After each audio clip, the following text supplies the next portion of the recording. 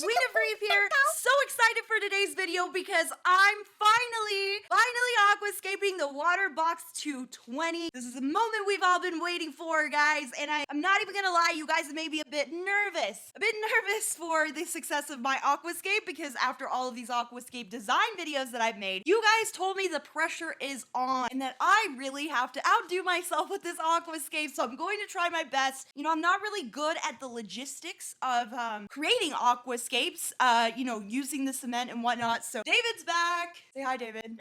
Hey. David's back. He is supposedly a guru of aquascaping, and he definitely knows how all that cement mortar stuff goes. So hopefully he can be my saving grace here, and we end up making a really beautiful scape. What he's doing right now is he's measuring out the dimensions of my tank on this table here, where we're actually going to be working on creating this scape. So the blue part here, the inside, is actually the inner measurements of my tank, which is pretty nifty. And it seems like it barely is fitting on here, right? I mean, it's just barely making it on this table. Just barely making it. So I'm really excited for this. I guess while he's finishing taping that up, let me show you what I actually got and what we're working with here to create this thing. So excuse the mess in my garage, but let's go over all of the equipment that I'm going to be using to create this aquascape while David's finishing up taping the table. I'm really excited for some of these things that I plan on using. I am using eMarco 400. Ow! I'm using eMarco 400 cement to build this. Now, I've used eMarco cement in the past for my Innovative Marine 40-gallon build. I love this stuff. It dries quickly and it is so easy to work with. It's strong. It's really strong. Like, it's really great stuff. I wouldn't use anything else. But what's interesting is when I was looking to buy some of this from Bulk Reef Supply, I found a purple eMarco cement. I know. I'm so excited to use this stuff. I haven't heard anybody talk about this. Like, I haven't seen what it really looks like, but I'm so excited to use it because it'll be perfect for making, the rock I plan on using back here, the rock I plan on using to make it look more seamless, starting out. So I'm really excited to use this stuff. Hopefully it does the trick. However, I got 2 boxes of this purple stuff, but I also got some backup normal gray eMarco cement, just in case I really don't like the way it looks and, it just doesn't really work out. But hopefully this stuff should be great. I'm already planning on crushing up a bit of the rock to cover those seams anyway. So, hopefully it goes well and, it'll be interesting to see what it turns out to look like, because I think the idea is pretty cool of making like purple cement, Anyway, in terms of rock, I got 90 pounds of shelf rock and 70 pounds of regular rock from Real Reef Rock. Now I'm going to show you some of these pieces here in a second because I took a peek the other day and they're really cool. So the reason I chose Real Reef Rock is because I use this stuff on my Innovative Marine 40-gallon and I love working with it. I think it is so easy to use, so easy to crush up, and it looks so beautiful. I mean, so beautiful. Look at some of these pieces. I'm not going to take out all of them because there's a lot here, but I can already tell there's going to be a lot of cool things that we can do with this. This is some of the regular rock here. It's like whenever I was working with this rock before, it was like every time I broke it, it was like a perfect piece. Every time. I mean, I love this stuff. See, part of it broken. It's still pretty. Here's another giant. Look at the size of this thing. I could knock somebody out, like straight up knock you. Look at this thing. It's heavy too, but it's so beautiful. I love this stuff. I love that it looks so natural, Anyway, that is the regular rock. There's crumbling little pieces here that broke during shipping. So, and maybe it broke from me handling them, but beautiful, beautiful rock here. Now, the shelf rock is pretty neat too. Let me show you some of this shelf rock we have here. Shelf piece is individually lined here, which is pretty neat. Here's an example of how awesome this shelf rock is. Pretty beautiful, isn't it? Look at that. Love it. Love it. I got 2 boxes of shelf rock. Oh! Man, now that is a rock shelf. That's so beautiful though. I almost feel bad to like ever crush this thing up because it's like a gorgeous thing in itself.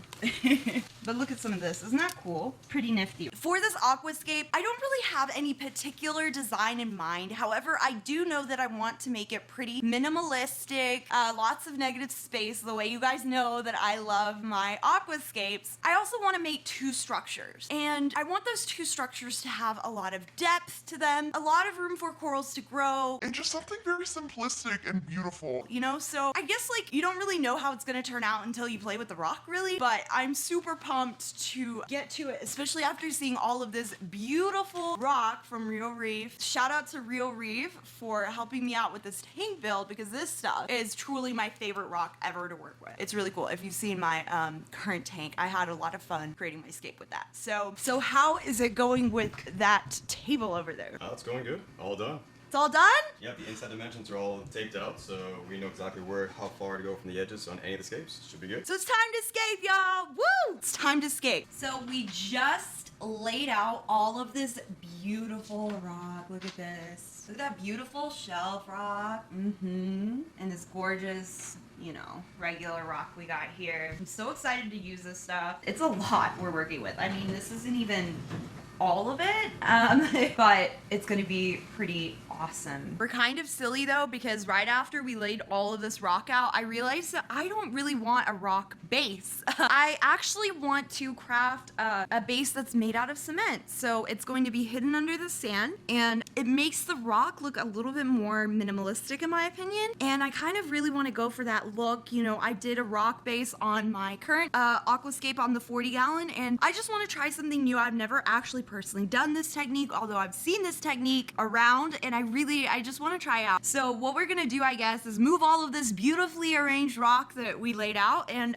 start creating our concrete base. Now you'll see what I mean when we actually get down to it. We're going to put wax paper, or in our case like cookie sheet paper, and we're gonna use that to place concrete on, mold a proper base on it, and you know, the wax paper will allow it to not stick to, you know, the table, and we'll let it dry, and we'll construct, you know, the scape from that. Now, really cool contraption that David just made here. It's a little wood block thing that we're basically going to move around the table. It functions as a guideline for where the top of our water line sits, because that's obviously very important when you're constructing a scape. You want to make sure that it is not so high that corals cannot sit on the top of it. So we're just going to use this as an idea. How big was this? I think like 23 inches. 21 3/4. 21 3/4 inches here, which is actually a lot more shallow than we initially anticipated. You know, obviously we know the size of the tank, but the water line is a different story. So it's important to pay attention to the water line. This will serve well as a little method. So pretty cool contraption. So we're gonna have to take all this rock down now and basically construct our base now. Just to give you guys an idea of what this water line is actually gonna look like in my tank, we have the piece of wood right here. Should work, so pretty cool. Thank you, David.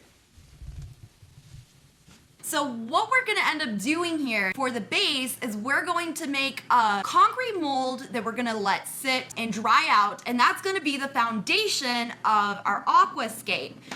How it's gonna work when it's inside the tank is sand is just gonna cover it, and it's gonna be really beautiful. I'll show you what I mean in a second. But before, I was almost gonna drop the rock. But before I take apart this monstrosity of rock we have laid out here, I kind of wanted to take a look at a few pieces.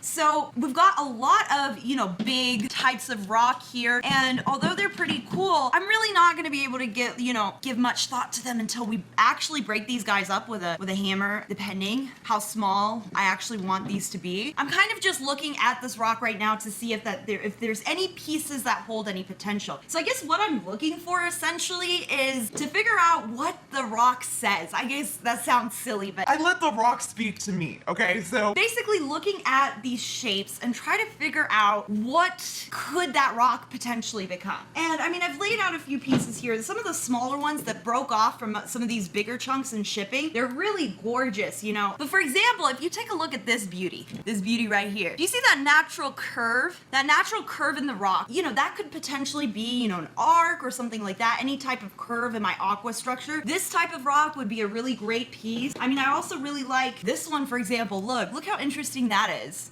Can you see? it has this beautiful kind of holy structure in it. I think that's so cool, you know? I love it. Look at this one, that little rift there. Isn't that gorgeous? I'm already seeing a lot of potential here. I'm really excited to start playing around with it and crushing some of this rock too and getting an idea of what we're really working with. Playing with stuff, putting it together, seeing what fits, but I guess let's get to making that base first. We gotta take all this rock away.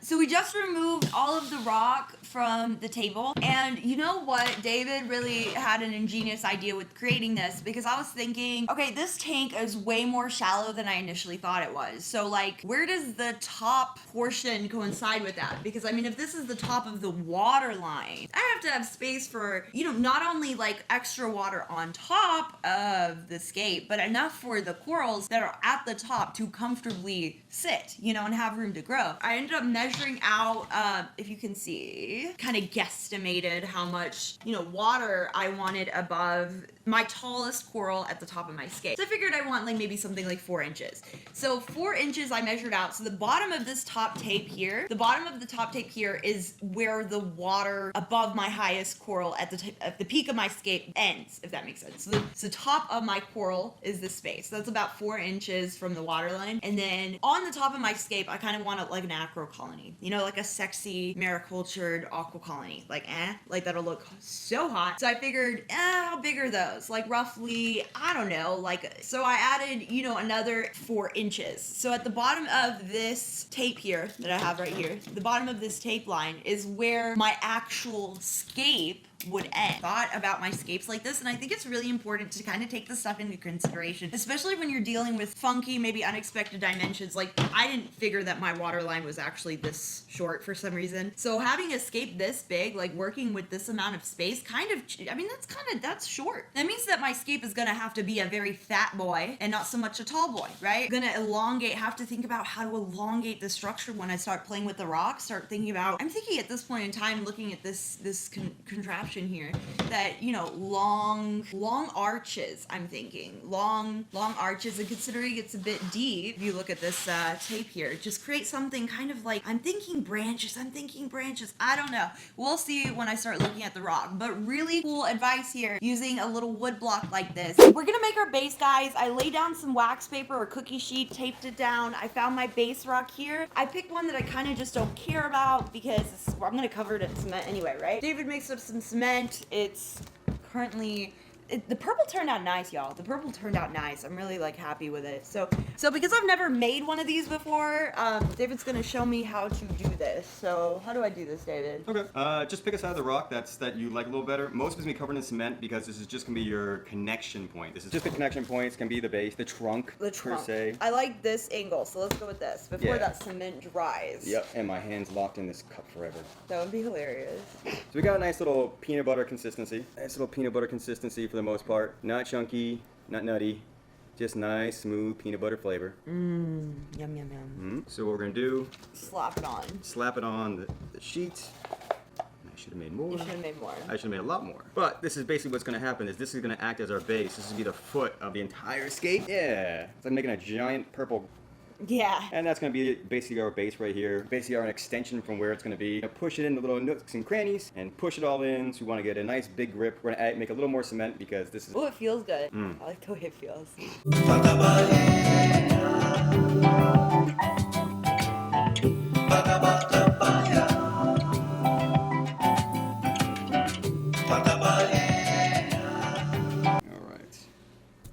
Now, of course, depending on where the scape goes tomorrow, we may have to make an extension this way to be a counterbalance to the scape. But I can't really tell at this point, right? So I think... Yeah, this is the beginning of the first part of the scape. Right. This will keep the entire thing flat on the bottom. Right. And, of course, the cookie paper will let us peel it off.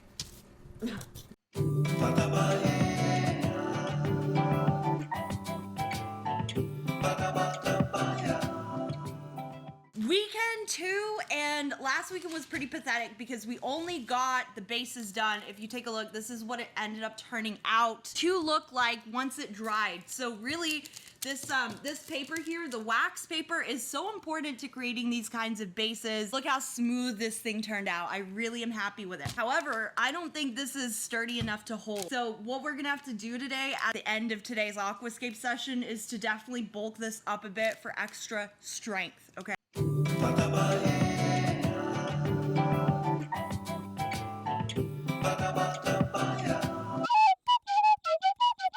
Khan, the best sensei ever. Seriously, would not have started this hobby if it wasn't for him. He literally saved me when I topped off my tank with fresh water. He has the patience of an angel. And I actually added some a few videos back and they've done wonders. My Aptasia is almost gone. Those nudies are definitely munching hard right now. But Robert, don't you know by now that I have absolutely no patience whatsoever? I'm still sticking to Vibrant, but the waiting game is so incredibly frustrating. And honestly, same. My soul is complete. I can definitely die happy now.